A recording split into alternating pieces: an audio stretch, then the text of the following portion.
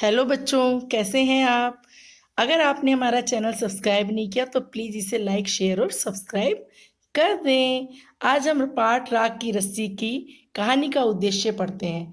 इस कहानी में तिब्बती राजा के मंत्री लोनापोगार का अपने बेटे के भविष्य के प्रति चिंताओं को स्पष्ट रेखांकित किया गया है। इसमें दर्शाया गया है कि राजा के मंत्री को अपने बेटे की कितनी चिंता थी।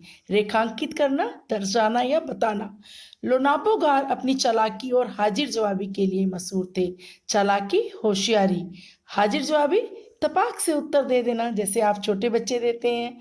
लेकिन इसके विपरीत उनका बेटा सीधा साधा और शांत मिजाज का था।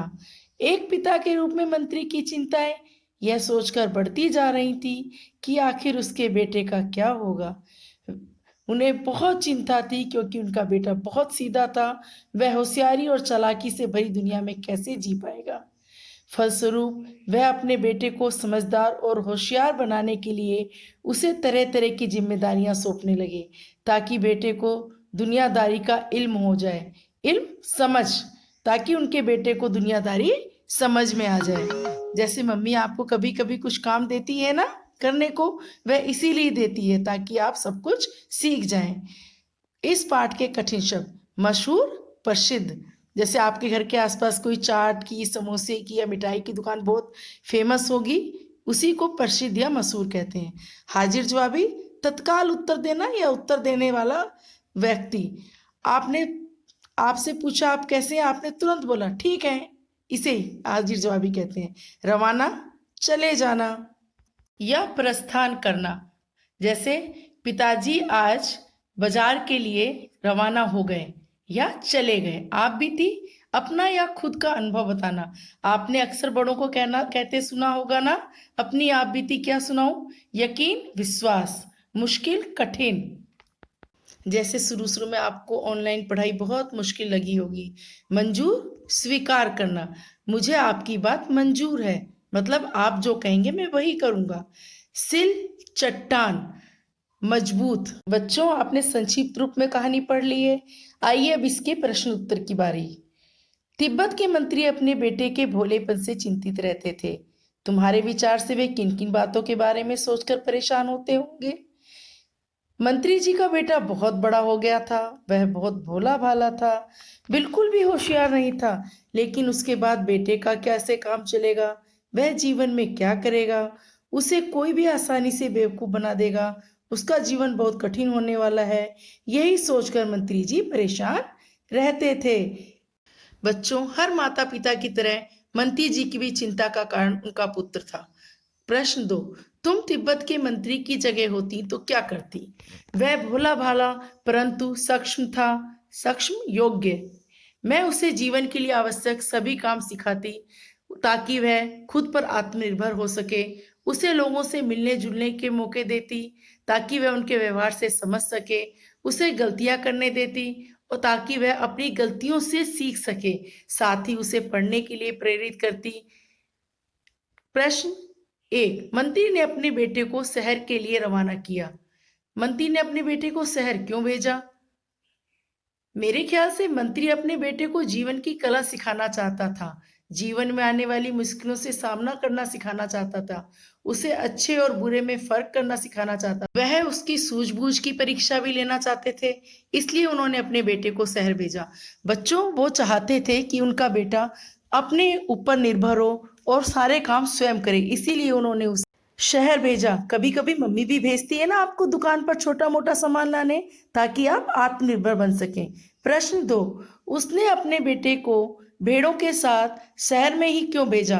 मंत्री ने अपने बेटे को शहर इसलिए भेजा होगा ताकि वह अधिक लोगों के संपर्क में आए। वह जितने अधिक लोगों से मिलेगा उतना ही उसे अच्छे और बुरे का अनुभव होगा। इन्हीं अनुभवों के आधार पर वह सच्चे और झूठों में फर्क करना सीखेगा और इससे उसकी समझ बढ़ेगी और होशियारी से जीना सीखेगा। हम भी तो आपको लेके जाते हैं पिकनिक पर घुमाने, ट्रेन में, बस में, ताकि आप अलग अलग तरह के अनुभव प्राप्त कर सकें और आपको समझ आ सके अच्छाई और बुराई में कितना अंतर है और आपको कैसा बनना है। अनुभव ही सबसे बड़ा शिक्षक है। खाना तो हम सब खाते हैं, आपने भी रोटियां खाई होंगी। जो भी एक तरह का अनाज है जिसे कई तरह से इस्तेमाल किया जाता है। इसकी रोटी बनाई जाती है, सत्तू बनाया जाता है और सूखा भूनकर भी खाया जाता है।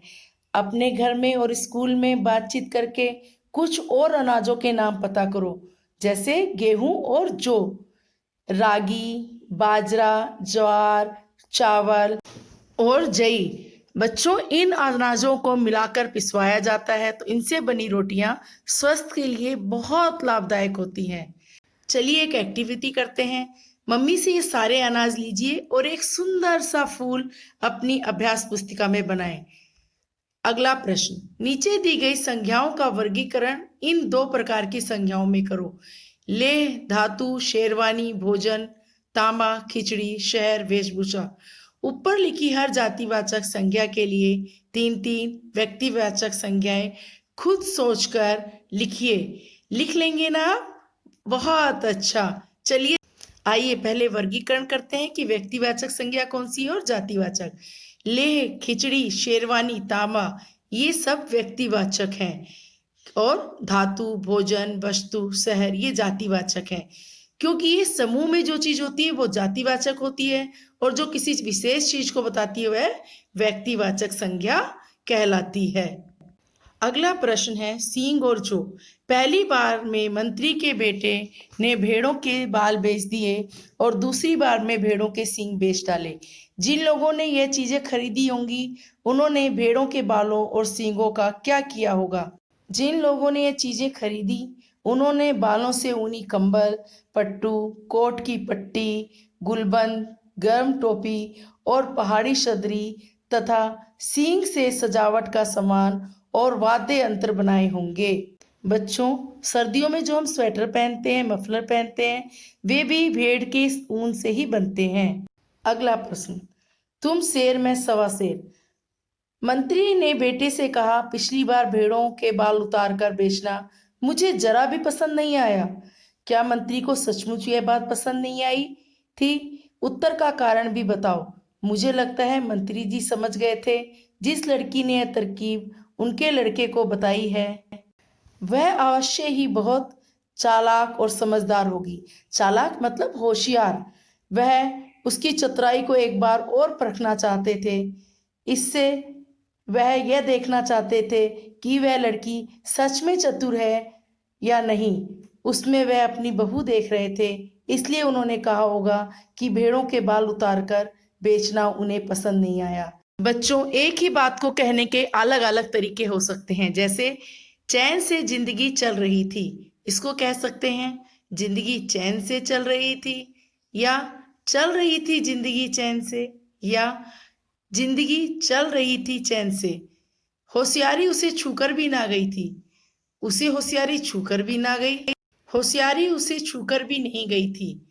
इसे भी अलग अलग तरीके से कह सकते हैं। जैसे उसे होशियारी छूकर भी नहीं गई थी, छूकर भी नहीं गई थी होशियारी उसे, या होशियारी छूकर भी नहीं गई थी उसे। आइए अगला वाक्य देखते हैं। मैं इसका हल निकाल देती हूँ। इसका हल मैं निकाल देती हूँ। हल निकाल देती हूँ मैं इसका, निकाल देती हूँ मैं इसका हल। इस तरह देखते हैं हम एक ही वाक्य को कई प्रकार से बोल सकते हैं। प्लीज़ हमारा वीडियो लाइक और सब्सक्राइब करें।